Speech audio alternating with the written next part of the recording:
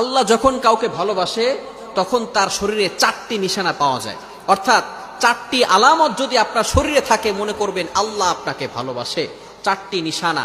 1 number হচ্ছে যাদেরকে আল্লাহ তাআলা দ্বীনের সঠিক জ্ঞান দান করেন তাদেরকে আল্লাহ তাআলা মহব্বত করেন।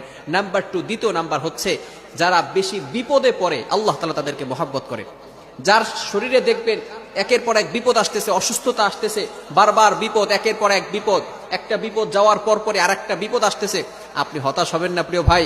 আল্লাহ তাআলা আপনাকে ভালোবাসেন। এই কোটি কোটি মানুষের ভিতরে আল্লাহ তাআলা আপনার প্রতি ফোকাস করেছেন, আল্লাহ তাআলা আপনাকে ভালোবেসেছেন বিধায় আল্লাহ পাক রব্বুল আলামিন আপনাকে বিপদ দিয়েছেন। মনে রাখবেন নবীদেরকে আল্লাহ তাআলা বিপদ দিয়েছেন।